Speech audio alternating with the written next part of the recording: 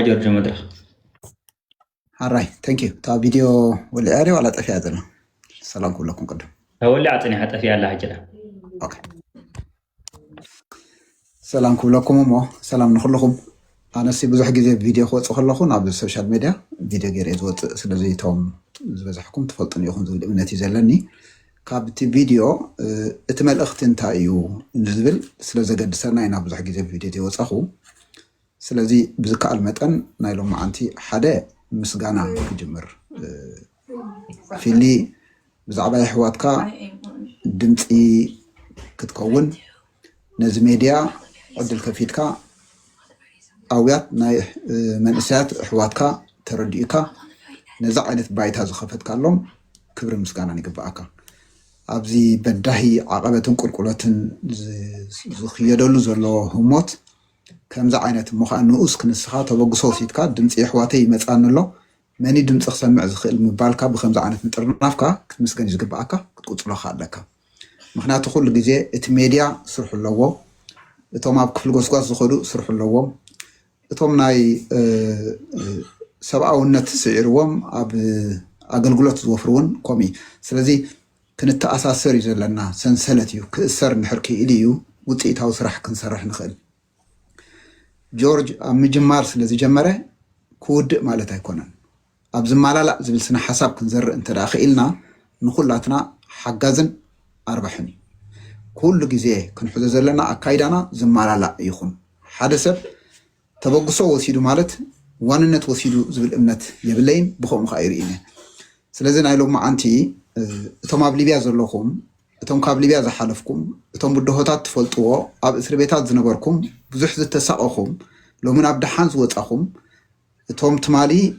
ابليبيا كنت تفلطنا زنبركم نحنا قدميكم ناب دغ سلو زوطانا اينا سبعاونا سعيرنا حلافነት تشمع الناس نعاخاتكم دمص نخون زنبر حج خا نخون زلنا سلازي اب غوننا ندحركمكم اتزحالفكم تفلطو لعلينا نسخاتكم يخون اتم حواتكم اب اسر بيت قديفكم نسخاتكم بعدلكم وطيكم زلكم ستيل لعلينا تفلطو نسخاتكم يخون سلازي بزك علينا متن إني إد كنت ححز انتخيلنا إنا دمتي حواتنا نكون نخيل حدا غزي انو ان منفساو ان يكهلونا اللوغو زبل امنت زلني كاب زيرا يكونن رأيمو نحنا إنا كل غزي بسوشيال ميديا نقوي انت خونا جن ناي ميلا سرارحا حيال طرنافه حيال ودابه حيال مسال ناي سرح كئلتن بقعاتن ركباتن سلازي فطرو كاب صومالياويانن كاب سوداناويانن انو ان نغرات አለው ክንበጽحም ዘይካአላ كل غزي زغناكا سناي قني نساتهم كبصحوا خلو نحنا سلمتاي زين بصحو منت نحنا اف ገንዘብ ጥራሕ ንጎይ ዘይኮነ ልዕሊ ገንዘብ ክስራዕ ዘለዎ ዲፕሎማሲያዊ ሓይሊ ክድንፍዕ እንድሕርኪ ኢልዩ ሰብ ከነድሕን ንኽእል ሓንቲ ኣብነት ክነግረኩም ኣብታ ጁራ 680 ካብ ባሕሪ ተታሒዝኩም ተሳቀዩ ኣብ ዝነበርኩም ብገንዘብ ክትከፍሉ ኣብ ዘይወጻኹምሉ ህሞት ሕጋዊ ኣገባብ ከበይ ከም ዝሰርሕ ብዓይንኩም ርኢኹም ኢኹም መጀመርታ ደቂ ኣንስትዮ ወፅየን ድሓርቅ ተባዕትዮ ወፅኹም ብድሕሪኹም እውን ዝወፁ ነይሮም 105 ደቂ ኣንስትዮ ካብ ቤንቃዚ ልዕሊ 18 ሰዓት 17 ሰዓት ብኣውቶቡስ ተጓዒዘን ናባኻትኩም ዝመፃ ነይረን ብዙሕ ግዜ ነቲ ዝግበር ንዛረቦ ይኮነን ስለምንታይ ኢኹም ዘይበሃል ኣገዳስነት ኣይኮነን እቲ ቀንዲ እንታይ እተን ቆልዑት ካብ ወፅየን ዘለዋ ይፈልጡ ኣለዋ ስለዚ ብዙሕ ግዜ ከምዚ ጌርና ዝበሃል ድሕሪ ሕጂ ብዙሕ ኣይትፀበዩ ግን ውህደት ናይ ህዝብና ከም ዘድልዮ ልዕሊ ዝኾነ ይኹን ኩላትና ክርዳእና ክኽእል ኣለዎ ሕጂ ኸናበይ ዝብል ሕቶ ክንምልሶ ኣገዳሲ እዩ ክቡራት ኣሕዋት ክቡራት ኣሓት ኣብ ኩሉ ዓለም ዘለኹም ነቲ ብድሆታት ትፈልጥዎ ብብድሆታት ዝሰገርኩም ንስኹም ልዕለና ሓላፍነት ክሽከሙ መፅዋዕቲ ያቀርበልኩም ስለምንታይ ከምኡ ብል ኣለኹ ንስኻትኩም ትገልፅዎ ኣገላልፃ ዝሓለፍኩሞ ብድሆታት ምስክርነት ነቶም ሕጂ ኣብ እስር ቤት ዝሰቃዩ ዘለዉ ይሕዋትኩም ንስኻትኩም ትዛረብዎ ልዕለና ጠጠው ክትብሉ ዝኽብኣኩም ንስኻትኩም ንሕና እንታይ ኢና ክንገብር መንገዲ ክነሪአኩም ጎኒ ክንኮነኩም ኣካልኩም ክንከውን ተማላሊኢና ክንዓቢ ክንሕይል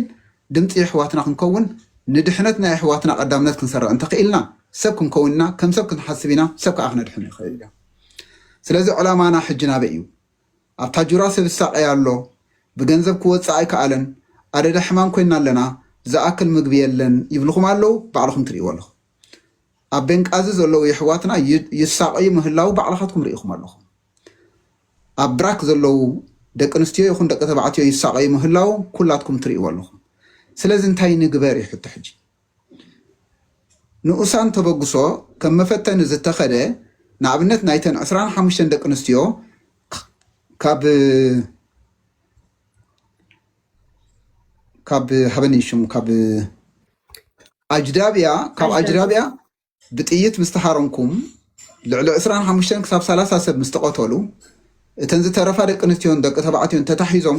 ነቲ ሕማም ነቲ ቃንዛ ነቲ ማህረምቲ ነቲ ጉድኣት ነቲ ጥይት ነቲ ደም ምፍሳስ ድሕነት ኣቢሎም ኣልዒሎም ናብ ከተማ ምፅኦም ሕክምና ኣገልግሎት ክንዲ ዝህብዎም ዘይተዓደለ ህዝቢ ናብ እስር ቤት ኣትዩ ትፈልጥዎ ኢኹም ንስኻትኩም ኩልኹም ስለዚ ክሳብ ሕጂ ይሳቀዩ ኣለዉ ስለዚ እተን ደቂ ኣንስትዮ ኣስማተን ናብ ይአን ሰዲድና ናብቲ ቦታ ከይዶም ነቲ ዝሃብናዮም ኣስማት ተሸኪሞም ከይዶም ንስኻትክን ዲኹም ኢሎም ኣረጋጊፆም ኣለዉ እኹል ኣይኮነን ኣብ እስር ቤት እዮም ዘለዉ ስለዚ እንታይ ኢና ክንገብር ሞራል ናይ ደቂ ሰባት ኣብ ቅድሚት መፅኦም ክሰርሑ ዝኽእሉ ኣሕዋትኩም ዲኹም ክንሰባበር ወይስ ነንሕርህና ክንማላላ እዩ ዘለና ንኩላትኩም ዕዮ ገዛ ኢሎም እዩ ኣነ ንቅድሚት ምምፀአይ ንዓኻትኩም ድምፂ ክኸውን ኢለ ምብጋሰይ ኣብ መጨረሻ ከዓ ነቲ ማሕበር ሱርባና ወይ ከዓ ትካል ሱርባና መስሪትና ኣባላት ኩኑ ምባልና ንስኻትኩም ናይ ብሓቂ ናብ ውሽጢ ምስኣተኹም ነቲ ዘሎ ብድሆታት ዓቐበትን ቁልቁለትን ኣካል ኮንኩም ምስ ርኢኹሞ ናይ ሓቂ መሰኻኽር ክትኮኑን ቁርፂ ፍቓድ ክትወስዱን ሓላፍነት ክሽከሙን ስለ ዝድለይ ኣነ ይኹን ነቲ ዝመስረትናዮ ነቲ ዘበገስናዮ ነቶም ኣባላት ዝብል ዘለዉ ነቶም ቃንዛት ሰሚዕኩም ትሳተፉ ዘለኹም ነዛ ግዜትኹን ነቲ ናትኩም ኣውያትኹን ነቲ መልሲ ጠጠው ምባለይ ዝያዳ ገንዘብ ክረኽበሉ ዝኽእል ኣሜሪካ እየ ዘለኹ ብስምኩም ገንዘብ ንረኽቦ ነገር የለን ብኣንጻሩ ግን ንደኽሞ እዩ ዘሎ ጌጋ ርድኢታት ከይሓድረኩም ትካል ሱርባና ንሓንቲ መዓልቲ ካብ ትካል ኣሜሪካ ይኹን ካብ ናይ ዩናይትድ ኔሽንስ ይኹን ካብ ዝኾነ ይኹን ማሕበራት ገንዘብ ሓቲቱ ባጀት ኣይፈልጥን እንታይ ደኣ ክገብር ኣለዎ ኣብነታዊ መሪሕ ነዚ ህዝቢ ኣብ ጌጋ ርድኢት ዝነብር ዘሎ ባዕልና ተበግሶ ወሲድና ካብ ጅባና እንዳውፃና ኣባላት ኣምፂና ኣባላቶም ናይ ኣባልነቶም እንድሕር ደኣ ሂቦም በዚኣ ጥራሕ ስራሕ ሰሪሕና ንህዝብና ንርኢ እያ ተባሂሉ ስለዚ ሕጂ ኣድህቦና ናበይ እዩ ኣብ ሱዳን ሰብ ዝሳቀይ ኣሎ ኣብ ምዕቆቢ ስደተኛታት ዘለዉ ይሕዋትና ክወፁ ይከኣሉ እንትፈልጡ ኢኹም ኩልኹም ሃገራት ኣፍ ደገ ዓፅየን እየን ስለዚ ንስቃይ ይሕዋትና ሰብ ክንከውን ንኽእል ቅድም ንሕና ኢና ኣነ ንስኻ ንስኺ ንሕና ካብ ሱዳናውያንን ካብ ሶማልያውያንን እንቆንኦ ነገር እንድሕር ኣሎ ምጥርናፎም ድምፂ ክኾኑ ክኢሎም እዮም ዝረአን ዘይረአን ኣገልግሎት ክገብሩ ይረኣዩ ኣለዉ ኣበይ ኣለና ንሕና ስለዚ እታ ቀዳመይቲ ዕላማና ናይ ሎሚ ኣብዘን 3 እስር ቤታት ዘለዉ ከምኡውን ኣብ ነዊሕ መዋእሎም ክእሰሩ ተፈሪዶም ዘለዉ ሰባት ብዘይ ቅድመ ኩነት ኩላትና ሓቢርና ክንቃለስ እንተ ደኣ ኮይንና ንዓይ ጥራሕ ኣይኮነን ዝምልከት ሎሚ ንዓይ ኢድ ከኣክብ ኮልኩምን ኢኹም ሓደ ግዜ ትዝክርዎ ዶ ካልኦት ማሕበራት ዘገልግሉና ኣለዉ ተባሂሉ ትኽእልና ክንዛረብ ኣበይ ኣለዉ እቶም ማሕበር ዘገልግሉ ክንመሃር ዘለና እንታይ ኢና ክሳብ ክንዲዚ ዓይነት ብርሰትን ድኽመትን ዘጋጥመና ዘሎ ስለምንታይ ኢና ከም ሕብረተሰብ ክሳብ ክንዲ ተሃሲና ስለምንታይ ንቅድሚት መፂኡ ክሰርሕን ከገልግልን ዝፍትን ኣካለይ ዝህረም ኢልኩም ኩላትና ክርዳእና ዝኽእል ዓይነት ተበግሶ ክንወስድ ክንክእል ኣለና እንታይ ስለ ዝገበርኩ እሞ ኢደ ኣኪበ መን ዝርባሕ ይትሕቱ ክገርመኩም ሎሚ እንዳተዛረብኩም ኣብዛ ሎሚ ዓንቲ ግደፍዎ ናይ ዓመት ናይ 2 ዓመት ናይ 3 ዓመት ክዛረብ ኣይኮንኩም ሎሚ ዓንቲ እንዳተዛረብና ትፈልጡ ኢኹም ኣብ ትራብሎስ ጋዝ ተተኪስኩም ሰባት ተቃፂሎም ጓል ናይጀርያ ሞይታ ሓደ ካልእ ዜጋ ስደተኛ ግን ሕክምና ኣገልግሎት ሲኢኑ ኣብ ኣፍ ሞት ዝፀንሐ ሰብ ናብ ሕክምና ወረቐት ናብ ዩኤን ተባሂልካ ተኸልኪሉ ፀንሐ ኣብዛ ሎሚ ክዛረብ ብዛዕባ ናይ ትማል ናይ ቅድሚት ማል ክዛረብ እንድሕር ኮይነ ባዕልኻትኩም ተዛረብዎ ኣብዛ ሎሚ ክዛረብ ከለኹ ግን ሕጂ ካብ ሆስፒታል ዝወፅእ ሓውን ኣሎ ምእታው ተኸሊኡ ወረቐት የብልካን ኢሎሞ ካብ ገዝኡ ብኣምቡላንስ ኣልዒልና ኣብ ሆስፒታል ቀኒ 7 መዓልቲ ገይሩ ዝሓለፈ መዓልታት ወፂኡ ሕጂ ምናልባት ሎሚ ዓንቲ ከይዱ ኸውን እንተሎ ክኣቱ ክእል እዩ እቶ ግን ኣይብልኒ ኣነ እንታይ መሲልኩም ብዛዕባ ሓደን ክልተን ኣይኮንና ንዛረብ ዘለና ኣድህቦና ግን ነዚ ንዛረቦ ዘለና ከም መበገሲ ከም መለበሚ ከም መምሃሪ ከም መቀራረቢ ደኣ እምበር ካብ ሎሚ ንድሓር ዝሳቀዩ ዘለዉ ይሕዋትና ከመይ ጌርና ነድሕኖም ዝብል ቀዳማይን ኣጀንዳና ክኸውን ክኽእል ካልኣይ ናይ መወዳእታ መልእኽቲ ንኩልኩም ክላብኦኩም እሕዋት ኣሓት ህዝቢ ኤርትራ ዋላውን ተጋሩ ኢትዮጵያውያን ብምልእኹም ነዚ ኣብ ሊብያ ዝኸይድ ዘሎ ስቃይ ብዓይንኩም ትርእይዎ ኣለኹም ነዚ ኣብ እስር ቤት ዝበሊ ዘሎ ዜጋታትኩም ዜጋታትና የሕዋትኩም ባዕልኩም ትርእይዎ ኣለኹም ባዕልኩም ሓሊፍኩም ኢኹም ነዚ እንዳተረኣየ ሰብ እንዳሞተ እንዳተቆጥቆጡ እንዳጠመዩ ብሕማም እንዳተሳቀዩ ሰማዕ እንዳሰኣኑ ካብ ካልኦት ሃገራት ናብዚ ዓዘቕቲ ዘምፅእ ዘሎ ሰብ ኩላትና ሓቢርና ክንቃለሶ እንተዘይክኢልና ነቲ ሓደ በቲ ሓደ ጥራሕ ክንስዕሮ ይንኽእል ኢና ስለዚ ነገራት ክወሃሃዱ ኣለዎም ነዞም ዘለው ሰባት ክንቃለስ እንተደኣ ኮይና ነቶም ኣበድ ዝፍፅሙ ዘለው ናብዛ ዓነት ዓዘቕቲ ዘምፅኦም ዘለው ደሓናሎ እንዳበሉ ዘበግሶም ዘለው ሊብያ ተዓፂድ ኣይኮነን ዘሎ ተዛረቡ ባዕልኹም ንገርዎም እቲ ሓቀኛ ስእሊ ኣብ ሊብያ ትሳቀዩ ኢኹም ዘለኹም እምበር መሰርሖ ዝተኸፍተ ኣፍ ደገ የለን ዝያዳ እኳ ደኣ ኸርር ኣሎ እንታይ ፍታሕ ፅባሕ ስለዚ ኣብ እስር ቤት ዝሳቀ ዘሎ ዜጋ ኩሉ ዓቕምና ኣወሃሂድና ክንቃለስ ሓላፍነት ክንሽከም ክንክእል ኣለና ሓደ ካልኣይ ንዕኡ ኣብ እንቃለሰሉ ሰዓታትን ህሞታትን ግዜን ብዝከኣለና መጠን ነዚ ሽግር ዚ እንዳሪእኹም ማንም ሰብ ካብ ዝኾነ ይኹን ሃገራት ናይ ኣፍሪቃ ናብ ሊብያ ዝበሃል ተበግሶ ከይህሉ ሓቢርና ንቃለስ ካልእ ዝብሎ የብለይን ትማሊ ቡድሆታት ኣጋጢመኒ ሎም ቡድሆታት ኣጋጢመኒ ፅባሕ እውን ከጋጥሚ ኣብ ስራሕ ዘሎ ሰብ ኩሉ ዓይነት ዓቐበትን ቁልቁሎትን ክሰግር ናይ ግድን እዩ ናተይ ኢልና ንሓዞ ግን ሓንቲ ነገር ኣሎ ከይንባዳደል ተፃዋርነት ይሃልወና ዓቕሊ ይሃልወና ንገለ ኩሉ ዓይነት በደላት ዘውረደልና ኣወንዚፍናዮ ንኸይድ ምስ ግዜ ግን ፍፁም ዘይግደፍ ነገራት ኣሎ ፍፁም ዘይግደፍ ብህይወትና ዝሓተቱና መንፈስና ዝሰበሩና ሞራልና ዝቆፀይዎ ካብ ህዝቢ ዝገለሉና ምስ ስድራ ቤትና ዘበኣሱና ናሕናን ዘይናሕናን ዘጠቀኑና ክህሉ ይኽእሉ እዮም ናይ ግዜ ሕቶ እዩ ንግዜ እንተወንዝፎ ንግዜ ተቐምጦ ንቅድመ ኩነት ዝሰርዖ ግን ምድሓን ህይወት ቅድም ስለ ዝኾነ ንዓይ ንዓኺ ንዓኻ ዝምልከት እዩ ሕልና ድሕር ኣሎ ልቦና ድሕር ኣሎ ምስትውዓል ድሕር ኣሎ ዝሰርሕ ኣብ ስራሕ ምረኸበኒ ዝብል እምነት እዩ ዘለኒ ኩሉ ግዜ ስለዚ ካብዚ ተበግስና እንታይ ኢልና ቃል ኣላ ዝተበደለ ዳግማይ ከይብደል ካብ ግዜ ናብ ግዜ ይብደሉ እዮም ዘለው ኣብ ኢትዮጵያ ተበዲሎም ኣብ በረኻታት ሰሃራ ተበዲሎም ካብ ገዝኦም ኣብ ሊብያ ብደሉ ኣለው ኣብ ባሕሪ እውን ዘጋጥሞም ኣይንፈልጥን ኢና ኤርትራውያን ማሕበረኮም ኣብ ሙሉእ ዓለም ዘለና ካብቶም ካልኦት ዜጋታት ማሕበረኮም ክንቀንእ ዘይንኽእል እንድሕር ኮይና ምህላው ማሕበረኮም ከንቱ ውእቱ ይብል ፋይዳ ይብሉ ማለት እዩ ማሕበረኮማትና ወሃብቲ ጎልግሎት ማሕበረኮማትና ድምፂ ህዝብና ዝሰምዑ ማሕበረኮማትና ጠርነፍቲ ማሕበረኮማትና ሓቆፍትን ኣእንገድትን ተቐበልቲ ጋይሽን እንተንኸውን ነዚ ዓይነት ኩሉ ብድሆታት እንዳሰዓረረ ነቲ ፅቡቅ እቲ ሕማቕ ዓቢጥዎ ክንከይድ ዕድላይ መሃብናዮን ኣብዚ እውን ኣይንበፅሕናን ስለዚ ክቡራት ኣሕዋት ደጋጊመ ዛረበኩም ዘለኹ ኣነ ኣብ ሶሻል ሚድያ ሪኢኹምን ኢኹም ኩሉ ዓይነት ብድሆታት ሓሊፈ ኩሉ ዓይነት ሽግራት ወሪዱኒ ኩሉ ዓይነት መከራ ተሸኪመ ብሳኻትኩም ዘለኹ ንዑ ግን ኣይጠመትኩም ንግዜ ዝገድፎ ንግዜ ገዲፈ ኣለኹ ስለዚ ሱርባና ንዓይ ይኹን ንዓኺ ይኹን ብሓደ ዝምልከተና እዩ እንታይ ኢና ንብል ዘለና ሕጂ ክልተ ኣገደስቲ መድረኻት ሒዝና መፂና ኣለና ሓደ ዕላውያን ቴሌፎን ኦፊስ ኮምፒውተራት ወሃብቲ ገልግሎት ክኢላዊ ዓቕሚ ተሳትፎ ሕጋውያን ትካላትን ካልኦትን መስመራት ዝሓዘ ንመጀመርታ ግዜ ኣብ ኩውን ንምልባስ ኣብ መደብ ተበግሶ ንኸይድ ኣለና ካልኣይ መጻኢ ህይወት ህፃናትና ንኸይባድም ተባሂሉ እቲ ቀዳማይን ንትምህርቲ ዕድል ተበግሶ ንዝወስድ ማሕበረኮማትና ይኹን ህዝብና ነቶም ኣብ ደገ ዘለና ተኣኪብና ተቢልና ንዓኣቶም ክንሕግዘሉ ንኽእል ኣካላት እንድሕር ኣሎ እቲ ቀንድን ንዑ እንድሕር ጌርና ኣብነታዊ መሪሕ ንፃወት ኣለና ተስፋ መጻኢ ህይወት ንኸውን ኣለና ኣብ ህሞት ዘሎ ሰብ ከም ዘለዎ ይፍለጥ ኣሎ ሰብ ዝሰኣነ ሰብ ከም ዘለዎ ክነፍልጦ እንድሕር ደኣ ኮይና ኣነ ንስኹም ንሕና ብሓንሳብ ኮይና ሓላፍነት ምስ ይሽከም እዚ ናይ ሊብያ ዝበሃል ዘሎ ብድሆታት ኣብ ካልኦት ሃገራት ኣጋጢሙን የጋጥምን ምህላው ርኢና ኢና ኣደዳ እስር ቤት ኮይኑ እዩ ዜጋታትና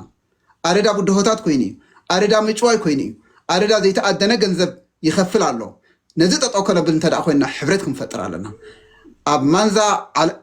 ትካል ስርባና ዓለማዊ ማሕበረኩም ዝበሃል ከዓ ጎንን ጎድኑ ተጀሚሩ ኣሎ ንከንቱ ከይመስለኩም ነቶም ኣብ ፊንላንድ ዘድሓናዮም ኣቦና ነቶም ኣብ ካናዳ መፅኦም ዘእውይ ዘለዉ ዜጋታትና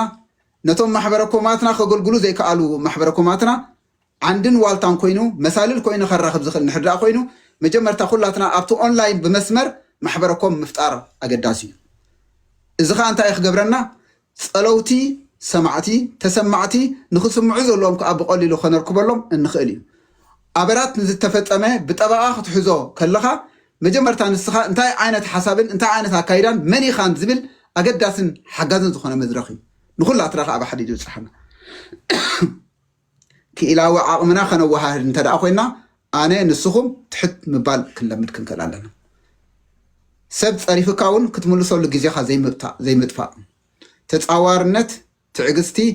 ዓቕሊ ምህላው ንግዜ ዝውንዘፉ ንምውንዛፍ ከኽእለካ እዩ ስለዚ ክቡራት ኣሕዋት ኩልኹም ኣብ ዓለም ዘለኹም ብፍላይ ከኣቶም ብብድሆ ዝሓለፍኩም ብፍላይ ኣብ እስር ቤት ዝነበርኩም ብፍላይ ብመሰጋገርቲ ደቂ ሰባትን ብካልኦትን ከቢድ ሃስያ ዝወረደኩም ኣብ ኤሮጳ ዘለኹም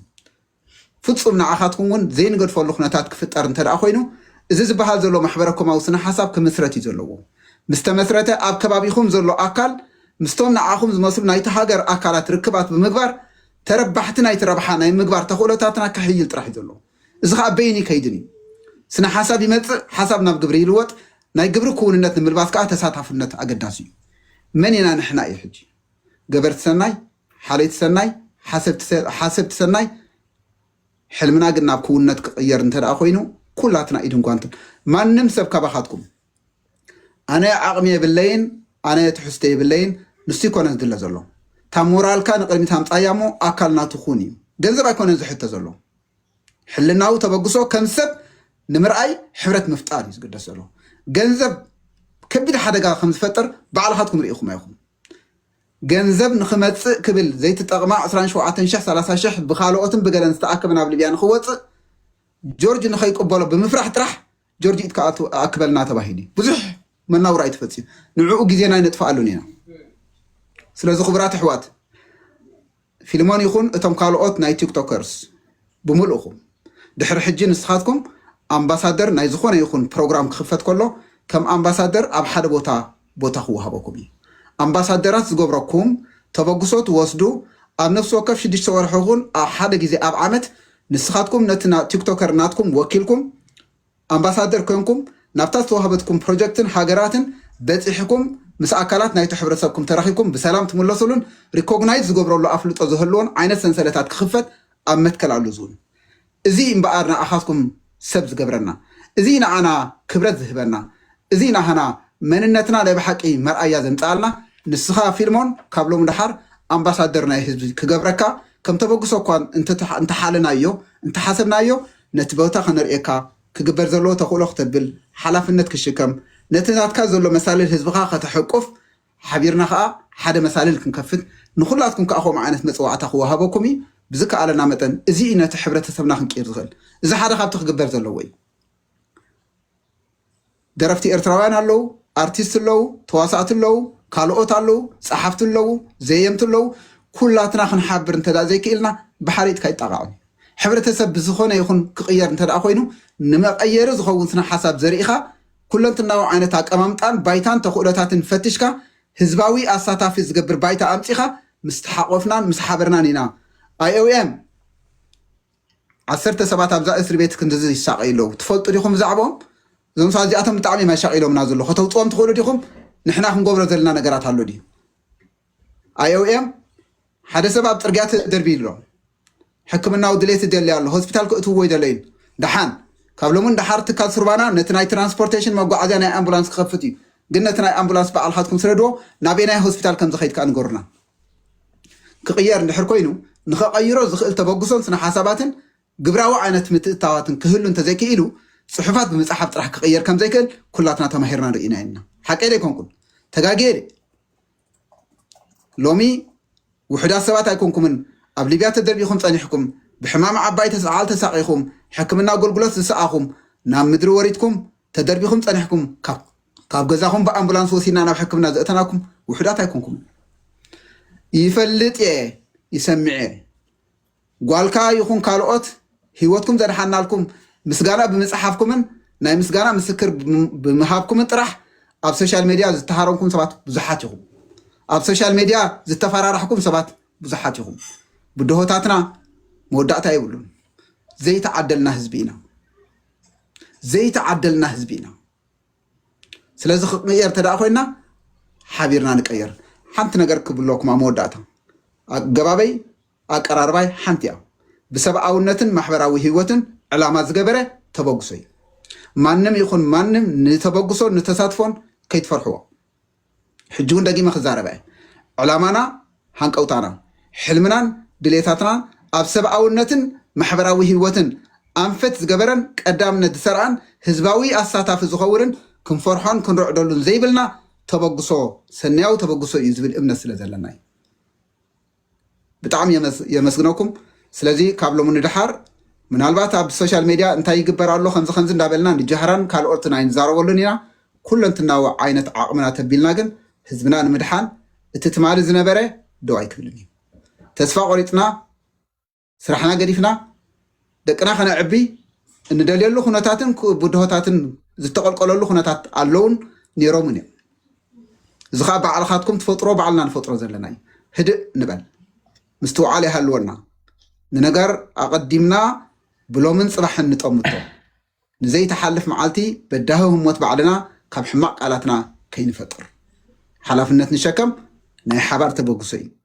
የቐኒየለይ ስለዚ ታ ቪድዮ መምፅአይ ኣነ ንሓንቲ መዓልቲ ክሳይ ዘብሎ የብለይን ስለዚ ኩሉ ግዜ ብቪድዮ ዝመፅእ ድሕሪ ሕጂ ቶም ሜድያ ብከምዚ ዓይነት ክትዕድሙና ከለኹም ከምዚ ዓይነት ተበግሶ ክትወስዱ ከለኹም ቀፅልዎ ጠጠዋ ይበል እንተወሓደ ናቱ መደባት እንዳገበርኩም ድምፂ ናይቶም ኣብ እስር ቤት ዘለኹም ክሰምዑ ከለኹም እቲ ናቶም ከብሉ ከለዉ ክነግረኩም ኣይኮነን ዶ ንኤርትራውያን ኣሕዋትና ኤርትራውያን ስለዝኾና